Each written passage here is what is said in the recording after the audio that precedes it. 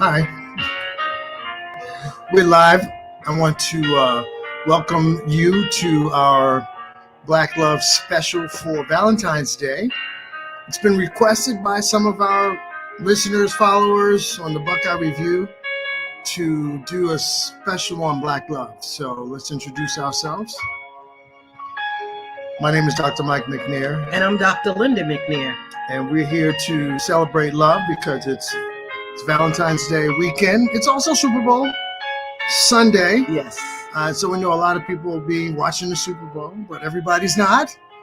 We didn't promote this in advance for a big audience. We hope if you enjoy it, connect it to your page or follow it or send it or watch it later. Either way, let others know we're on. You will notice that in the background you're hearing the Negro National Anthem. Lift Every Voice and Sing, and that's being played beautifully on keyboard by one Minister William Eldridge, and it is beautiful. Yes, it is. And since it's Black History Month, I love the lyrics, of Lift Every Voice and Sing, that hymn, that famous James Weldon Johnson that talks about lift every voice and sing, sing of liberty and let every I'll rejoice and rise high as the listening skies. Let it resound loud as the rolling seas. So we're going to talk during Black History Month. There are a few announcements real quickly because you will find on our page and on our website other announcements like this Thursday, for example. There's going to be a mental health discussion. Dr. Linda will be one of the speakers along with Gloris Griffin. And the following week, Betty Dobson will be doing a presentation on Black history. And with the Buckeye Review, we're about each Thursday at 7:00 in the evening. That's right. So, it'll be Facebook Live as well as YouTube. YouTube Live, yay! So hopefully a lot of people will listen, but whether you do or not, we're with the Buckeye Review. We're the co-owners, have been for quite some time. And so we're chronicling life, history, and stories in the Black community here in Youngstown, Warren. And fortunately, for those who from this area who moved elsewhere, we still have subscribers in 200 cities and 26 states. So if you're in Florida or Atlanta or Philadelphia or California, you want to connect with us, you certainly can, and we appreciate that. But for today, I just want to say, Linda, you look beautiful. I love you in red because I love you always. No matter what color I'm wearing. No matter what color you're wearing. Okay, and you look very handsome. Thank you. And you're red and black. Thank you. So with that in mind, and since the music has stopped, we'll go ahead and get started. Okay? Our title today is talking about love. Mm-hmm. And Dr. Mike had said Black love. But before we begin to get into Black love, what's the difference? White love, Black love? I mean, what's really the difference? Well, will we be able to share our screen? Yes. Okay. Perhaps we should do that. Yes. You can talk while I do this thing because I forgot about that. Share. So one of the things we're going to be doing is sharing a slide presentation. And yes, we're talking about Black love, but for now, we're going to talk about love in general. What is, and we want to start out, as always, giving you some definitions or talking about especially what is love. What is love? So I want to start out by saying, first of all, love is an action word. And since love is an action word, what we're saying is, because I know Dr. Mike and I, we did a sermon on Black love. We did a sermon on love. And the title of it was Love is What Love Does. And it was really interesting because at the end of our sermon, people were leaving church saying, love is what love does. And that's it bears remembering. Yes, and the whole point is love is an action word. It's an action word. It's, you can't just say you love me and beat me over my head. Ooh. You can't just say you love me and you go out on me. You can't say you love me and ignore my feelings. So indeed, I can say that, but then I would be violating what the scripture says, that love, we should love in word, not in word and in tongue, but in deed and in truth. So it's not what we say, but what we do, just Amen. like we said. Amen. And also we spoke, I like to say, we spoke last night on Black Love at another event, and it was interesting. And we, and the presenter, well, as the presenter, different people shared what they felt love is. And so, next slide. Okay. And so as they shared what love is, a lot, the bottom line is most people really don't know what love is if you stop them on the street, what love is. They'll have a difficult time. So one of the things I mentioned is that love is learned and discovered by what I've seen. So my love, when I say, or when I tell people, somebody asks me if I was in high school what love is, I wouldn't know. I wouldn't know. I would think about what I've seen on TV. I think about what I've seen in my family and neighbors and friends. And that's how I would judge what love is. And so if your television viewing, your personal family, or your circle of influence was kind of tight or really small and wasn't and a lot, good. Well, if it was good, then you might have a good description of what love is. But if it wasn't, if it was torturous, or if it was tumultuous, or if it was even violent, it would be a twisted view. Yes. Fortunately, you're not a twisted sister. Thank God. But we also spoke about how people use the word love, in so many. Love, how do I want to say this? Love in any language is the same. Right. But America uses love like it's water running out of a faucet. Like, I love my cat. I love my dog. I love my Mercedes Benz. I love my Porsche. I love that meal I just had. I love dark chocolate. Yeah. And so you begin to say love, love, love. And then when your meal is gone, I'm not loving you.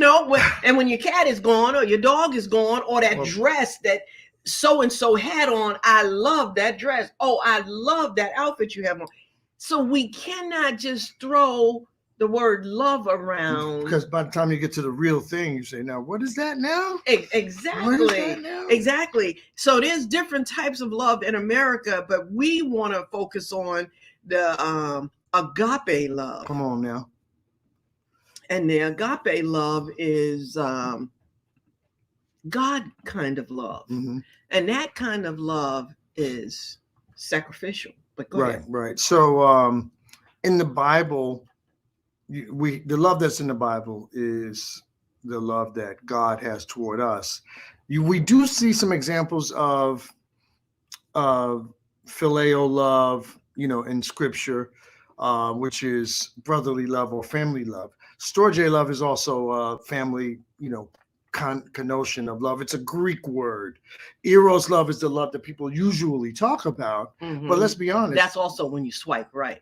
Ooh, I don't know anything about that.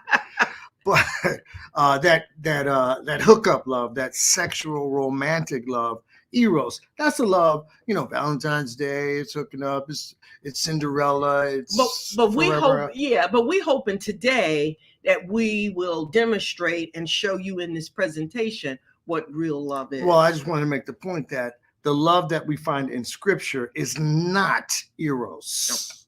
Okay. Right? It's agape. It's God kind of selfless, unconditional love. And that's what real love is. And I think that's what people want when they get married, or when they're in a relationship, a long-term relationship, but one they hope or expect to be permanent. They want unconditional love. Yes. They want compassion. They want empathy. Yes. I mean, all that good feeling stuff. Yeah, that whole romance stuff is good. Good feeling. Love it.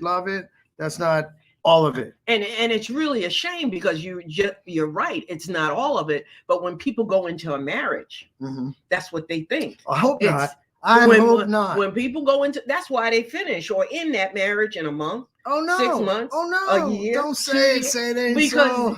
Because it's not meeting their expectations. And when you're dating, you going on a date, and you can do all that eros, that romantic love. But guess what? After you're married, now there's somebody got to do the laundry. Somebody got to make the bed.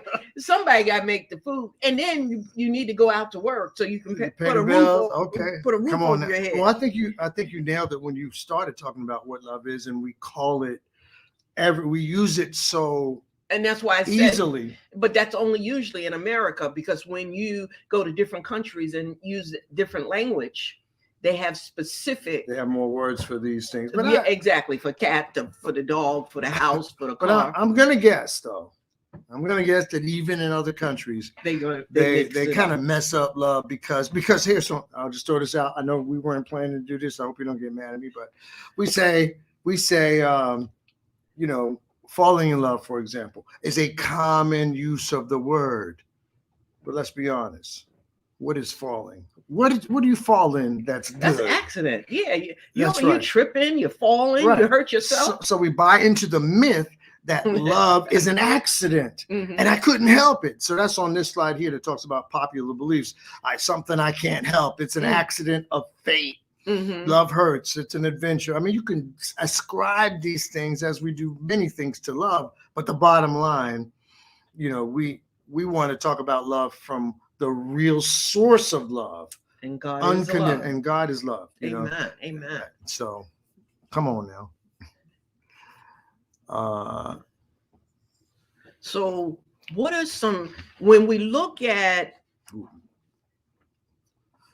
that's not this slide. Okay. When we look at love, again, we talking in general, but because it's Valentine's Day and because we own a Black newspaper, we want to switch this up now and talk about Black love. Exactly. What's the difference between Black love and white love? Well, first of all, the only difference is in the result, or our experience, because love is love, and it's just sacrificial, right? And it's putting others above yourself. It's kindness, it's compassion. So that's love. But now we want to switch it up a little and talk about Black love. So really, love doesn't change between cultures or races, but in our experience as African Americans. That's what we're talking about when we say Black love. Our experience, so love doesn't change, but our experience colors, if you will, can I use that term, it frames how we experience love. So let's talk about some of the stressors on Black relationships. Okay. So first of all, African Americans have this systemic oppression that is overlaid on our experience. Every single day, it's layered on our experience. Whether we like it, whether we recognize it, whether we ignore it or not. We talk about it, we're quiet about it. It exists. We have an income gap. No matter what your education, we're in Youngstown, Ohio. I remember Dr. Armstrong, right? They wouldn't even hire him as a school teacher for a long time. They finally did. He became a principal. But you're talking about somebody with a PhD, and they were still discriminating based on you can't work here, you can't be a leader, the same thing with women, Even though you have more qualifications than every teacher in the building, and the superintendent. Exactly. So there's an income gap that African Americans deal with every day in America. And although I mentioned Dr. Armstrong, that may have been 30 or 40 years ago, it's still true today. The income gap between whites and Blacks is significant. Also, there's a health service availability, which means if you have less income, you have less access to healthcare, and therefore you may show up less, you may seek less, you might wind up being less healthy, and have even a shorter lifespan. Was it because of anything you did? No. there's a wealth gap. What does that mean? You have less money. You have less access to money. So I can't use the equity in my home to buy buy a business or send my buy a kids house or buy a house when you get married. Right, right. If Black people get married, right. How do we start out? Right. How do we start out? So my parents didn't have like a huge amount of wealth to send to me. So the wealth gap, each one of these has a huge roots that's built in our history in America. And the reason I wanted to list them, and there are many, and we're not going to go through them all, but I wanted to list them because those stressors weigh on our psyche, on our soul, on our minds. So that makes marriage difficult. That makes the relationships a little more stressful, or perhaps a lot more stressful. Difficult. Right, right. And so love is still the same, but I'm loving through these layers of stress, and sometimes I might bring it home. And it's unintentionally. Right. And it's interesting because if you're a Black man and you just married somebody, and now you happen to get a loan for a house, but how are you going to pay for that house?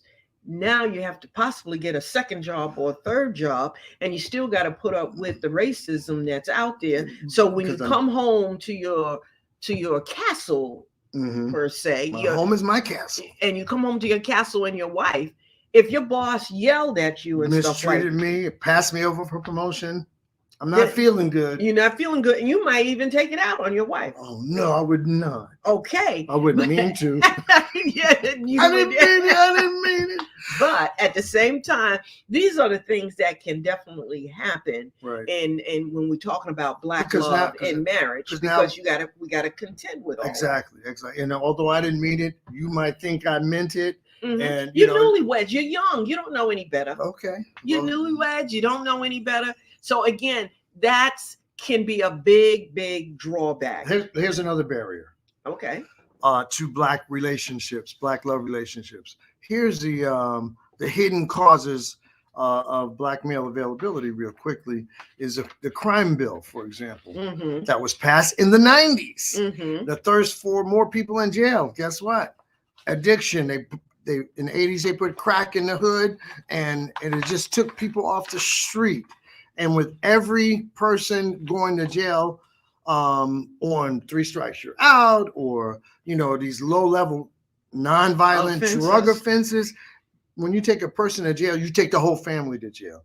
There are relationships that are broken, right? So, and it's so tough. And it's tough on the kids that are in school. It's tough on the spouse that's left to take and don't have infants. My goodness, yeah. Leaving infants growing up alone. Or just think about the fear that's in the wife if the wife's not working and the breadwinner is in jail now. So now she's got to work, got to go to get a job, babysitter. So that's what I'm saying. Cost, so it's one thing after another. Child goes into poverty, and this happens to white folks too. But we're talking about Black love and the results on the Black family, which impact our mental health, our anxiety, our stability, mental health, physical health, spiritual health. Oh, come on now. You went deep on me, Doc. Well, you started, and I'm just giving you titles for each of these things. Thank you. So your physical health is messed up. Right. And, and if you don't have a job, you don't have health care. Okay. So it's a number of things. It's almost like a domino effect. Right. That really touches the family and hurts the family. So what should we do about it? What should we do about it? Recognize what's going on. You have to recognize what's going on. You have to be more intentional, more loving. And we just heard, what was it this week on, I think it was last week or this week, how it was on, I think it was on, not on the XM channel that you was listening to, how certain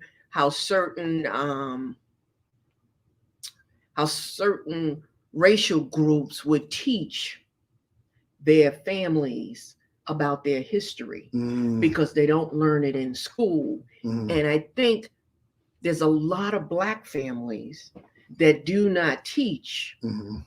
the history, so much so they don't understand what's going on. You opened up a new can, but I asked you a question. I apologize, and and I appreciate it, because really, when we talk about the black male availability, we'll end with it. All lies in the roots lie in the soil of slavery.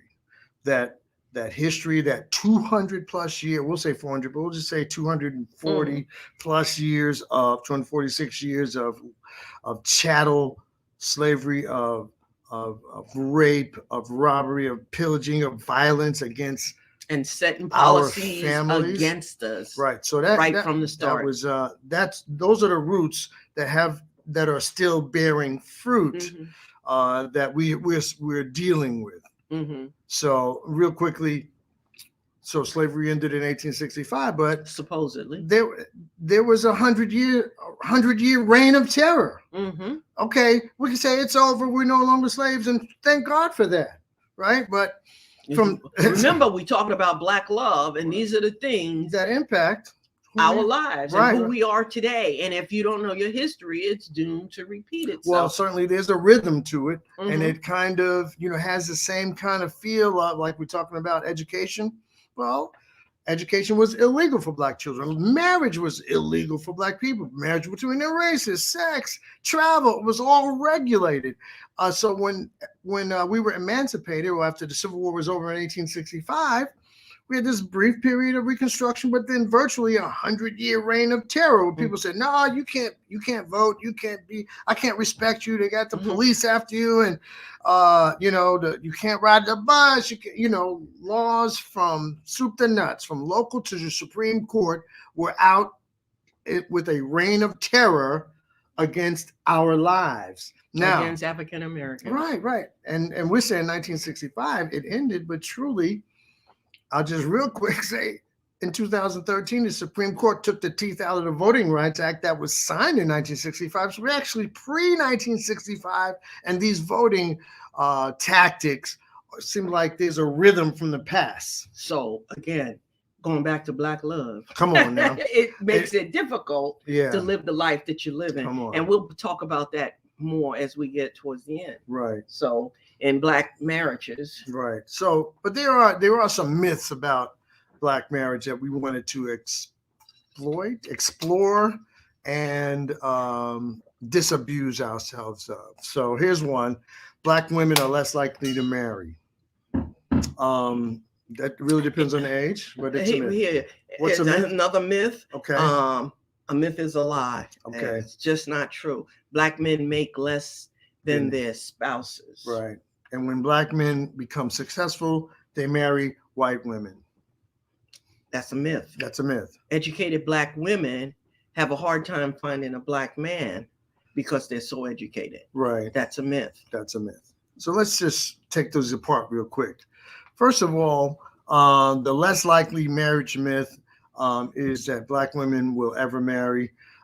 There's some truth to it, but here's a study by Ivory Tolson of Howard University and Brian Marks of Morehouse. It says that that 75% of black women marry before the age of 35. Notice 75% of women marry before the age of 35 of those that are going to get married. So he used the numbers to say that's a myth. So a lot of them do get married in that age group. Pay attention. Okay, and another myth: black men. The second one is black men earn less than their spouses. The fact is, black men and women earn over $75,000 per year, and there are hundreds of thousands more men than women in that category. Exactly. And when you get to the $250,000 earning level, it's more than double black men over black women earning over $250,000 a year. So the earnings myth is there. And here's another one: highly educated black women have a hard time finding a black man to marry. And that's not true. Fact is, highly educated women are actually more likely to marry than those with less education. And college educated black women, 70% marry by the age of 40. And high school educated women at 60% marry by the age of 40. The same is true for men. 76% of Black male College graduates. college graduate marry. And 63% of Black male high school graduates marry. So I think the fact that there's a desire to marry is very important to recognize. So the marriage is happening when it can. There are barriers. We talked about the barriers to our culture, and we're going to talk a little bit. We're going to speak a little bit to the single people shortly. Okay. But although marriage is not for everyone, the more marriage that exists provides stability in the community. And there's many reasons, just like higher incomes tend to lead to more stable families. The more marriages in a community, the greater amount of health and stability in that community. To be honest, that's the reason why some administrations have put a high value on encouraging communities with high poverty, for example, to get married, because the existence of marriage provides a higher level of stability. Okay. And so we went through some of the myths, but now let's talk about online dating. Woo. Are there any red flags? Don't ask me. I haven't been dating. From what you've studied. Oh, okay. I was only kidding. So here's the issue with because this is a big deal. A lot of people are coupling as a result of online dating, right? And so this is here's some red flags that we've learned, that sometimes if you've swiped right and chosen a match and you want to meet up, or be careful with the communication, because you get fairly quickly involved, you're emotionally connected just based on a profile that you've read. And imagine you've seen only a picture of a selfie, right? Only a person in their car. You didn't see any pictures at home. So that's a kind of a red flag if the only thing you've seen of the person that you're thinking about connecting with is only a selfie. That's a red flag. And also, if you only see pictures of them in the car and you never see them at home, you never see them around their work environment, you say, So you have to ask yourself, what is their environment really like? If you only see their face and maybe they're only in the car. The other thing is, what if you have no friends in common? I wonder if we really compatible, can hang out. And also, just so we can just share this, online dating can be great for people that have busy lives, but you need to be aware of those red flags, and you need to remember to, even though you did a questionnaire online, whether it's 100 questions, 200 questions, or 300 questions, you don't know if that individual answered them accurately. Not so much as accurately, but it could have gotten somebody else to answer the question. So not even them. So one of the things you want to be able to do is check off some of the questions that you answered and they answered, and give it back to them on that first talk to. And you get a chance to hear if they stumbling and stuff like that. You have to ask those same questions. Don't take for granted all those questions was answered true. So you want to be a little detective. Yeah, well, no, you don't want to say that, because that's scary. You just want to be alert. Okay. You want to use wisdom. Okay. Makes sense.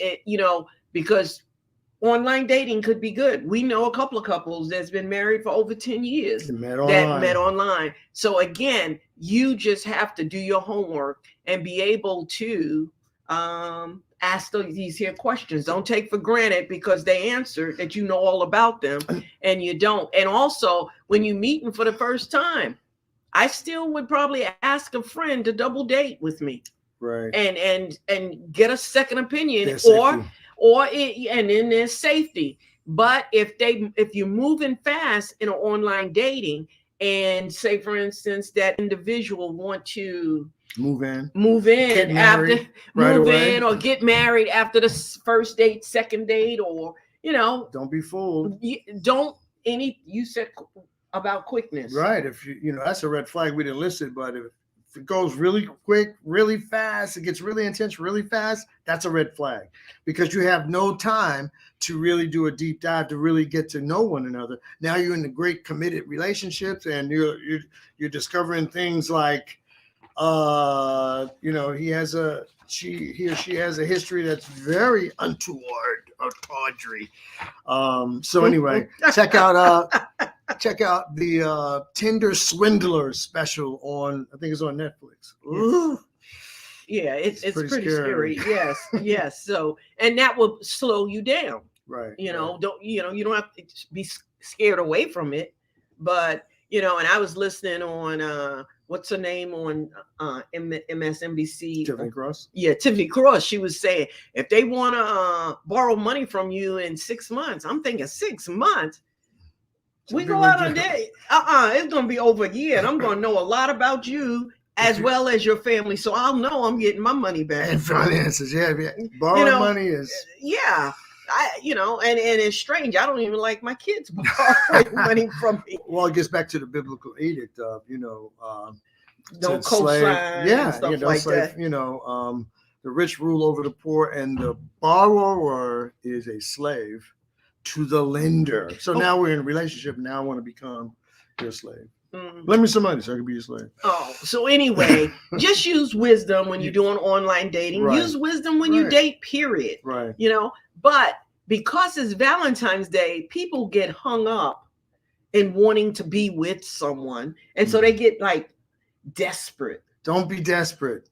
Because when you're desperate, you're going to accept anyone. So whether or not they beating you over the head, or they lazy, or they disrespectful, or don't have a job. Exactly. So we can go on, and that sounds pretty horrible, but don't do it. Okay. So, but because of Valentine's Day, we wanted to leave a part of this segment for Black love for the single females. We would be amiss if we didn't talk about the single females when we talk about Black love. Right. I agree, because they have a special availability issue when it comes to the availability of to couple, right? Mm-hmm. We mentioned some of the stuff earlier about, mass incarceration. Maybe we didn't say it that way, but there are policies that have been put in place that have been wreaking havoc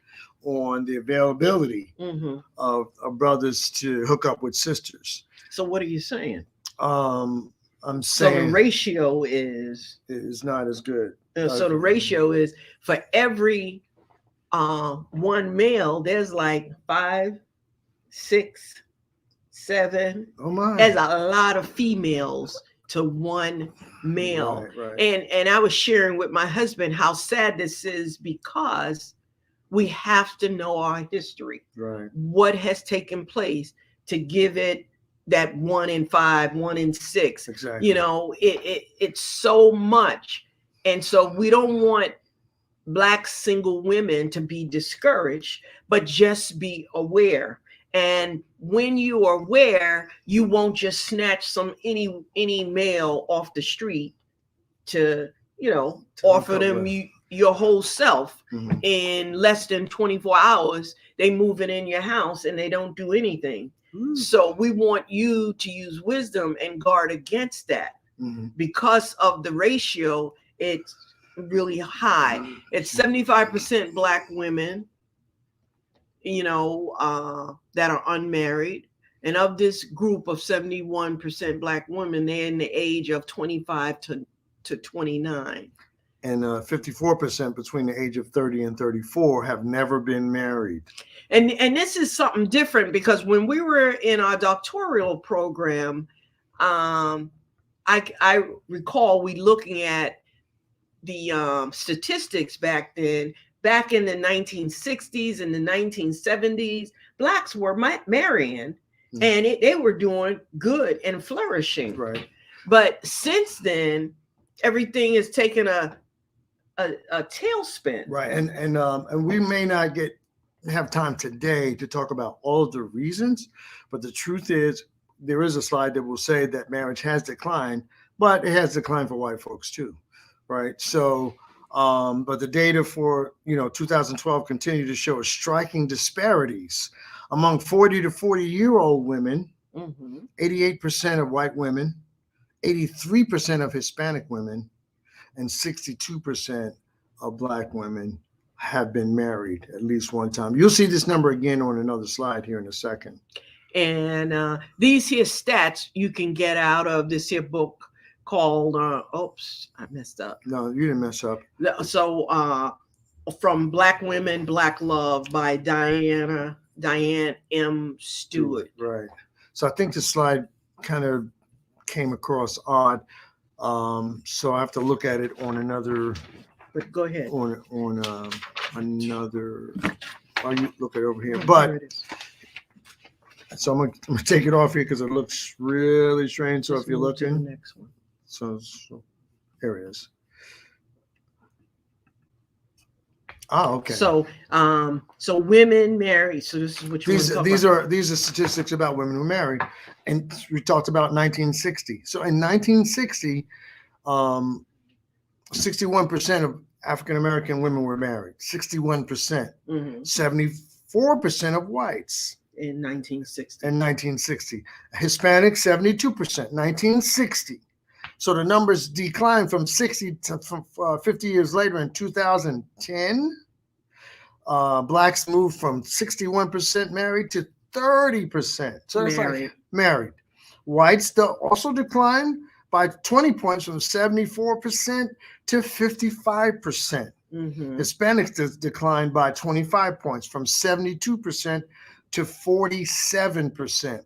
So while the numbers say, oh, African Americans are married far less than others, well, the decline hit everybody. And so there are probably a whole lot of reasons why people are coupling differently. One of them being that women are more empowered to say, I'm done. Women are often the initiators of divorce because, look, if you're not going to, play ball, I'm going to move on. Whereas years ago, they didn't have the freedom, they didn't have the money, they didn't have the access. That's one of the reasons. I just wanted to say that real quickly. But I also want to say that the policies toward getting people to be married is a good or these are good policies because they're encouraging marriage. But we're looking at the setup of this prior to now these policies. Exactly. Not looking at the roots of why. And we mentioned earlier, the roots lie in the soil of slavery and all of the policies in the 100-year reign of terror after, and all of those policies are connected. There's a rhythm, there's a rhyme to separating families, to mass incarceration, to unemployability, to discrimination on the job. Each one of these things impact the availability of couples and coupling, and it puts pressure on Black love. Now, love is still love. We said that at the beginning. So we did this already? Yeah, I think we did. Yeah. Okay, let's see. It was supposed to go in. Why are marriages going down? Why are is it a number of men to one woman? Right. Which can make women desperate. And so that's what we want to know now. Okay. Why is it like that? So the hidden causes of Black availability. The crime bill, that was 1994, right? It created an insatiable thirst to put people in prison. There's private prisons here, there's private prisons all over the country. They are for-profit institutions and they need bodies. So when you find that 50%, almost 50% of the 2 million incarcerated people are African American, and they and most of half of them are in there for nonviolent drug offenses. Okay. Now they're going to pass marijuana laws and make it. Now, are they going to let them all out? I say they should. Right. So there are a number of reasons why Black males are not around. Right. So I know you spoke of addiction and the under-resourced in school, the high rates of criminals and targeting. But think about it. And I go back to some of the books we've been reading, like the Project the 1619 project, Mhm. where where the government put all the blacks in a small community Right. called the slums, Right. which making it, we're on top of each other, we're hot, we can't get a job, we Right. steady working. Right. That makes for, if you almost have your foot out the door, I'm pulling you back, Mhm. where we got that crabs in the barrel. Right. So, a lot of things took place on that. And then also, even with health, with the birth, Mhm. the high incidence of Infant mortality. yes, Right. and That's a a health lot thing. of them are male babies, and so Right. that makes for it difficult for men and women, To couple. yes, to equal out. So I just wanted to share that and share with the single women, don't be discouraged. Don't be discouraged. And most of all, don't be desperate. Right. Because when you get desperate, you accept anything. Continue to love on yourself. Come on now. I was sharing with my husband that when I used to work 9-to-5 job, one of the things I would do is I'll stop at a store and bring donuts or whatever to the office. And while I'm at the store getting donuts, I would buy myself some flowers. Guess what, ladies? It's okay to buy yourself some flowers. There's nothing wrong with it. It's not written in a book that it has to come from a man. Come on now. And because sometimes if I wait for him, sometimes I'll be waiting because it's not on his radar. He's not passing a florist, and he usually don't go to the store that much. So I bought myself some flowers, and sometimes I might buy him some flowers. So it's okay to buy yourself some flowers. It's okay. It's Valentine's Day. Guess what? Go treat yourself. Get a mani-pedi. Go get a massage. Take yourself out to a nice restaurant with your girlfriends. Go have some fun and enjoy life. We're made for human connection. And so love is unconditional, real love. Mm-hmm. And if we love the way God called us to love, and we're called to love, right? Beloved, love one another. Love is of God, and everyone who loves is born of God and knows God. Mm-hmm. He that loves not knows not God, for God is love. So let's not say God unless we're going to live what He's called us to do, have which is that love. Agape love. kind of love. Right. So real quickly, in summary, love is sacred. Mm-hmm. Well, God is love. It's sacred. It's holy. Love is sacred. It's service. We serve one another. Love is sacrifice, where we sacrifice one for another. And it is submission. The Bible says that we should submit one to another. So we just wanted to close with that summary of S's: sacred, service, sacrifice, and submission, and let you know that we love you. We want you to continue to follow what we do here at the Buckeye Review. Thank all of our listeners. If you're on YouTube, subscribe. We just launched this not long ago. Yes. And I want to say I love you, beautiful Linda. Happy Valentine's Day. And happy Valentine's Day to all the ladies and men that are listening. Right. And even men, you don't have to have a woman on your shoulder for Valentine's Day. You can go buy yourself a box of chocolate. That's right. That's right. He loves chocolate, and especially dark chocolate. Right. And he buys himself a box of chocolate. I sure do. Yeah. But tell him I bought you some chocolates. Got some flowers. Look at it. Okay. So again, we just want to say happy Valentine's Day to all our listeners and viewers. And we love you. Look out on Thursday. There's going to be a very special presentation on Thursday at 7 p.m. You may want to tune in. That'll be Facebook Live. My bride, Dr. Linda, will be one of the speakers. I also want to mention real quick on Tuesday, you can check out the Greater Youngstown Dialogue on Racism's book discussion on the color of law. The color of law. We'll post that on our site as well, so you can join in if you want to. They're on the 3 chapters a week, so 3 through 6 this Tuesday. Okay. God bless you. And thank you for taking the time to listen. We love you. Peace out.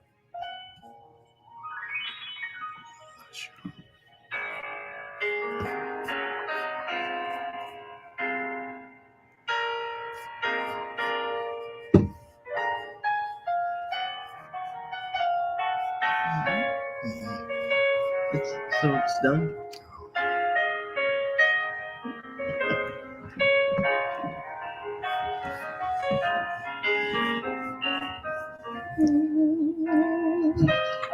Sitting